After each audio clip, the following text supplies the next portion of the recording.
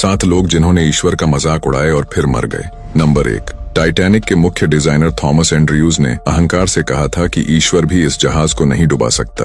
और टाइटैनिक के पहली यात्रा से पहले जब टाइटैनिक के निर्माता जे ब्रूस इसमे से टाइटैनिक की सुरक्षा के बारे में पूछा गया था तो उन्होंने भी यही जवाब दिया था कि ईश्वर भी इस जहाज को नहीं डुबो सकता। आपको पता ही होगा कि टाइटैनिक के साथ क्या हुआ। नंबर 2, मर्लिन मुनरो एक बार पादरी बिली ग्राहम से मिली और उन्होंने उनसे कहा कि उन्हें अपने जीवन में शांति के लिए यीशु की तलाश करनी चाहिए। तो उनके जवाब में मर्लिन कही कि मुझे आपके यीशु की जरूरत नहीं है। ऐसा कहने के 1 हफ्ते बाद वह अपने अपार्टमेंट में मृत पाई गयी। नंबर 3, जॉन लेनन जब बीटल्स रॉक बैंड बहुत सफल होने लगा था तो उन्होंने एक इंटरव्यू के दौरान कुछ ऐसा कहा जो उन्हें कभी नहीं कहना चाहिए था। उन्होंने कहा कि ईसाई धर्म खत्म हो जाएगा, गायब हो जाएगा और सिकुड़ जाएगा। हम अब यीशु मसीह से ज्यादा मशहूर हैं। उस इंटरव्यू के कुछ समय बाद बैंड के एक फैन ने उनकी हत्या कर दी।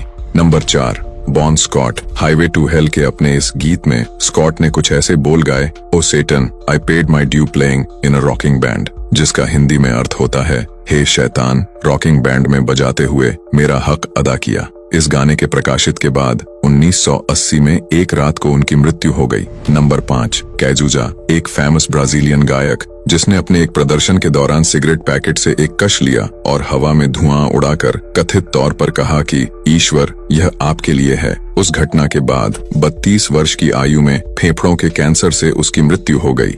नंबर 6, स्टीफन हॉकिंग उन्होंने अपने एक किताब द ग्रैंड डिजाइन में लिखा है कि भौतिकी नियम में विशेष रूप से गुरुत्वाकर्षण किसी ईश्वर के आवश्यकता के बिना ब्रह्मांड शून्य से खुद को बना सकता है। और अपने जीवन काल में हॉकिंग ने ईश्वर को सिर्फ एक काल्पनिक चरित्र कहा। हम सभी जानते हैं कि उन्होंने कैसे मृत्यु देखी। नंबर 7, टैंक्रेडो नेवेस ब्राजील के एक राजनीतिक नेता। उन्होंने अपने राष्ट्रपति अभियान के दौरान कथित तौर पर कहा कि अगर उन्हें अपनी पार्टी से 5 लाख वोट मिले तो ईश्वर भी उन्हें सत्ता से नहीं हटा सकते। वे चुनाव जीते लेकिन पदभार ग्रहण करने से ठीक पहले अचानक से उनकी मृत्यु हो गई। ये उन लोगों के नाम हैं जिन्होंने अपने जीवन काल में ईश्वर का मजाक उड़ाए और फिर मर गए। इसका मतलब यह नहीं है कि ईश्वर ने उन लोगों को मोड़ डाला। ऐसा हो सकता है कि शैतान ने यीशु से आपके विश्वास को नष्ट करने और विश्वासियों को सच्चाई से दूर ले जाने के लिए किया हो।